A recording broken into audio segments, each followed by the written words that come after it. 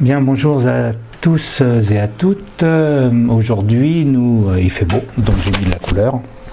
Voilà, c'est pas tant qu'on en profite, mais essayer de mettre un petit peu de soleil dans nos intérieurs. Hier, nous avons parlé de démonstration en mathématiques en se plaçant dans le cadre de la géométrie plane et nous avons évoqué la droite de l'aire. J'avais dit que c'était une introduction au chapitre de géométrie plane du programme de seconde. Donc ce cours d'aujourd'hui s'adresse aux élèves de seconde, aux miens en particulier, que je salue au passage. J'espère que vous allez bien, que vous ne trouvez pas le temps trop long, qu'il y a matière à s'animer, à se trouver des choses à faire. Alors les mathématiques pour ça c'est très bien parce que dès lors qu'on a un problème on peut y passer du temps. Nous allons parler d'équation cartésienne de droite. Qu'est-ce qu'une équation cartésienne de droite? C'est de ça dont nous allons traiter. Justement, je veux vous en montrer une, donc je cherche le calcul formel, non, je cherche, je couperai au montage. Qu'est-ce qu'une équation cartésienne? C'est une équation de la forme 3x plus 2y, je suis en train de taper, moins 5 égale 0. Et voilà. Donc qu'est-ce qui s'est affiché? Alors il me manque les axes quand même pour qu'on comprenne bien que nous sommes dans un repère. Donc c'est affiché la droite dont l'équation cartésienne est 3x plus 2y égale 5 ou 3x plus 2y égale moins 5. En troisième, nous avons vu, vous avez vu, des équations de type équation réduite qui se présentaient sous la forme y égale 3x plus 5 par exemple. Voici. Alors, comment passe-t-on de équation réduite à équation cartésienne, de équation cartésienne à équation réduite? Ça c'est une partie du chapitre, mais avant cela, comment trouver? Alors comment trouver une équation cartésienne, voilà. Comment trouver une équation cartésienne? Ici nous avons l'équation réduite et l'équation cartésienne de deux droites, elles sont différentes. Comment trouver une équation cartésienne? Pour cela nous allons rappeler ce qu'est, ou nous allons introduire ce qu'est le vecteur directeur. Alors, dans le chapitre sur les vecteurs, nous avions dit qu'un vecteur avait trois caractéristiques qui étaient direction, sens et norme. C'est bien le mot direction ici qui nous intéresse, c'est de dire que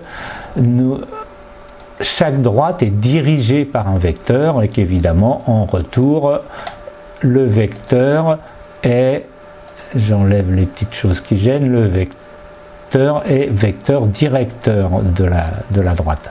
Alors, voici donc graphiquement l'idée d'un vecteur directeur, c'est un vecteur qui a la droite pour direction, et puisque nous disions que le vecteur a sens, direction et norme. Si on a un vecteur directeur, tout vecteur collinéaire à ce vecteur directeur est aussi vecteur directeur. Donc là, ça c'est quelque chose qu'il faut bien retenir, c'est-à-dire qu'il y a une infinité de vecteurs directeurs. Tous collinéaires à un autre. Donc, ce n'est pas la peine de considérer tous les vecteurs directeurs, un seul nous suffira en fonction des problèmes que nous traitons. Certains seront plus intelligents que d'autres, en tous les cas plus fins. Qu'est-ce que ça nous dit tout ça? J'ai effacé, voilà. Qu'est-ce que ça nous dit? Comment? Ça va nous aider à trouver une équation cartésienne de la droite. Alors déjà, vous voyez, peut-être que vous avez fait attention, j'ai dit l'équation réduite et j'ai dit une équation cartésienne.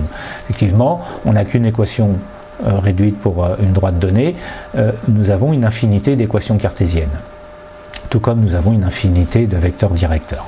Alors, revenons un petit peu au cours. Je précise que j'utilise le manuel Césamat qui est beaucoup plus facile d'accès que celui de l'éditeur que je ne nommerai pas, et je vous lis la définition de vecteur directeur d'une droite. Soit A et B deux points distincts d'une droite D, alors tout vecteur U collinéaire au vecteur AB est appelé vecteur directeur de la droite D.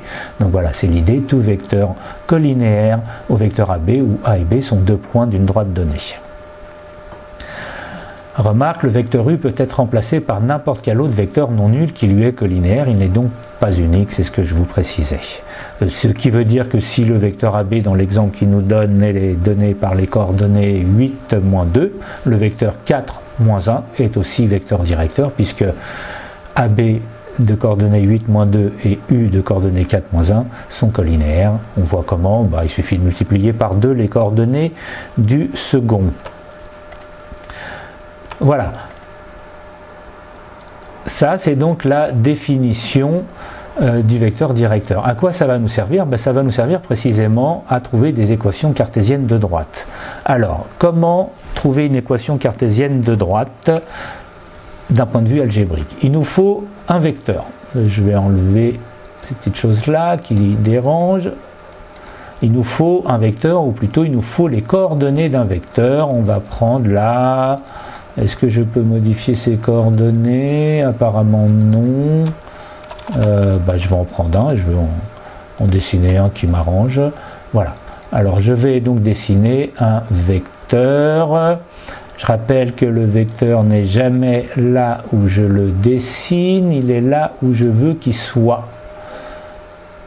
Là où il m'est utile qu'il soit. Voici donc mon vecteur U qui a pour coordonnées 2 et 1. J'ai évidemment choisi des coordonnées entières, ça va nous faciliter la tâche.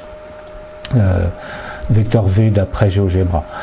2 et 1. Et on veut trouver une équation cartésienne de la droite D, passant par le point ici E, dirigée par le vecteur V. Alors, comment? Nous avons donc le point E a pour coordonnées 0 et 3, le vecteur V a pour coordonnées 2 et 1. Qu'est-ce qu'on fait? Alors, d'un point de vue mathématique, voilà ce que l'on considère. On considère un point M de coordonnées x, y, et on calcule les coordonnées du vecteur EM.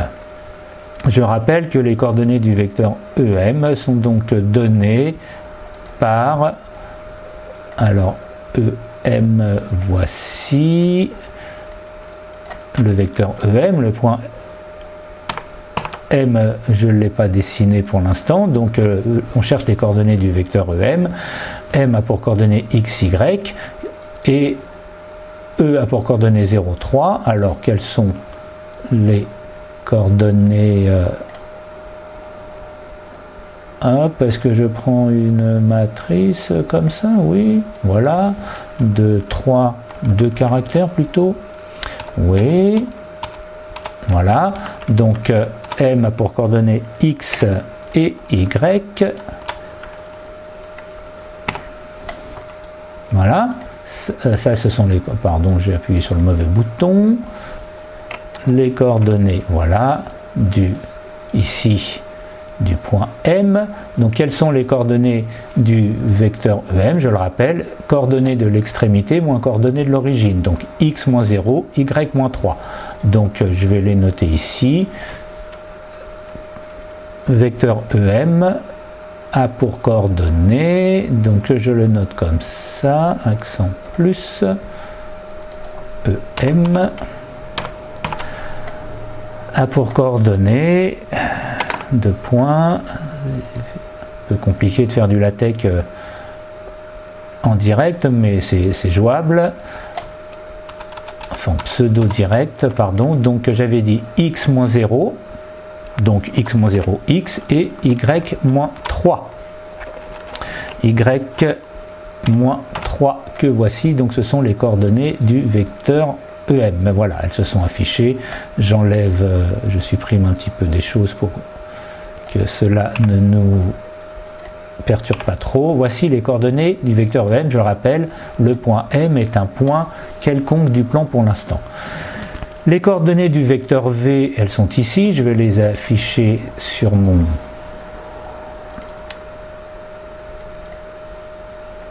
Voilà, sur mon espace, donc les coordonnées du vecteur V sont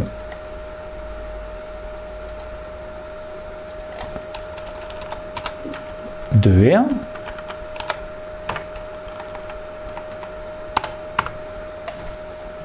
Voilà, 2 et 1. Et qu'est-ce que l'on veut? Puisque l'on veut que M appartienne à la droite. Cela veut dire, si M appartient à la droite, que le vecteur EM et le vecteur V sont collinéaires. Autrement dit, le tableau dont les nombres sont x, 2, y-3, 1 est un tableau de proportionnalité. Autrement dit, le produit en croix x fois 1 et y-3 fois 2 est égal à... ces deux produits-là sont égaux. Autrement dit, on a x fois 1 est égal à 2 fois y-3.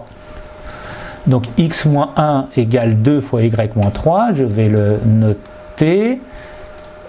J'ai dit x fois 1. Alors le fois, oui, c'est comme ceci. Fois 1 égale... x fois 1 est égal à 2, alors on va le placer directement de l'autre côté, 2 moins, donc x fois 1 moins 2 fois y-3, avec des parenthèses autour du y-3, est égal à 0. Voilà ce que la condition de collinéarité du vecteur EM avec le vecteur directeur V s'exprime de cette manière-là, x fois 1 moins 2 fois y-3 égale 0, c'est-à-dire qu'on croise x fois 1, 2 fois y-3, c'est égal, et donc je vais passer la partie de droite du côté gauche avec le signe moins, et ça me donne ceci. Je développe, je réordonne, et je mets un petit peu d'ordre, et ça donne quoi? Ça donne x moins 2 fois y, alors je peux le faire... ici, je pense, non, comme ceci, voilà. Comme ceci, ce que je vais faire, c'est que... Non, ça va pas. Bon, on va le faire ici, voilà. Donc, x fois 1, c'est x. Donc, je développe. 2 fois y, là, je développe le contenu donc, de la parenthèse. 2 fois y, moins, attention, moins et moins, plus 6. Il faut faire un petit peu de calcul mental. Donc x moins 2y plus 6 égale 0 est une équation cartésienne de la droite passant par E dirigée par le vecteur V. Alors on va tout de suite vérifier de cette manière-là. X moins 2y plus 6 égale 0. Et voilà, on voit bien qu'elle est dirigée par le vecteur V, elle passe par E, c'est ce qu'on lui demandait. Nous avons donc trouvé une équation cartésienne de cette droite. Alors, qu'est-ce qui se passe quand on a une équation cartésienne? Tout comme on a une infinité de vecteurs directeurs collinéaires à un seul vecteur directeur, on a une infinité de droites représentant la même droite. Il suffit par exemple de multiplier tout ça par 2. Ça nous fait 2x moins 4y plus 12 égale 0 fois 2, 0. Donc c'est la même droite. C'est une équation cartésienne différente, mais qui représente la même droite. Ce qui n'est pas le cas des équations réduites. Donc je vais vous laisser peut-être un petit peu de travail parce que une fois que vous avez ça, la chose est simple. Donc ce que je vous recommande comme exercice, c'est d'aller voir. Alors les exercices résolus ici sont toujours suivis d'exercices non corrigés. Donc vous regardez cette partie-là, représenter la droite dont une équation cartésienne est moins x plus 2y moins 3. Là, je vous laisse le soin de regarder. C'est des choses qui ont été peu ou prou vues en troisième. Et application. Donc application directe. Dans un repère orthonormé, apprendre à représenter, à dessiner une droite donnée par une équation cartésienne. Réciproquement, trouver une équation cartésienne. Alors voici donc la technique que l'on a vue, c'est exprimer le point M de coordonnées x, y appartient à la droite si et seulement si le vecteur AM et le vecteur U sont collinéaires. Deux vecteurs sont collinaires, on en avait parlé, si vous vous souvenez, dans le chapitre sur les vecteurs, la condition de collinéarité qui s'appelle le déterminant. C'est elle que l'on utilise pour trouver une équation cartésienne de la droite. Donc, vous regardez l'exercice 2, s'il vous plaît, et vous mettez en application avec ces deux exercices suivants qui ne sont pas corrigés. Donc, je rappelle, dans le Césamat, le chapitre chapitre géométrie du plan, vous regardez, donc c'est le chapitre 7 ici, G7, géométrie numéro 7, vous regardez les exercices résolus qui se trouvent, il n'y a pas de numéro de page ici je crois, si, 170, voilà, et 171, donc ici vous les voyez avec la souris, je vous les indique. Exercice 1, représenter une droite donnée par son équation cartésienne, technique, application avec deux exercices. Exercice 2, déterminer une équation cartésienne d'une droite par le calcul, technique, correction et mise en application. Voilà, cette page-là, la page 170. On se retrouve demain. J'espère que tout va bien encore une fois. N'oubliez pas de prendre soin de vous. N'oubliez pas que la situation est un petit peu délicate et difficile. J'espère que ça... voilà, encore une fois... je vous souhaite de traverser ce moment du mieux possible et je nous souhaite de le traverser tous. Bon, je m'arrête là, je mets ça en ligne dès que c'est possible et je vous dis à demain. Ciao, ciao.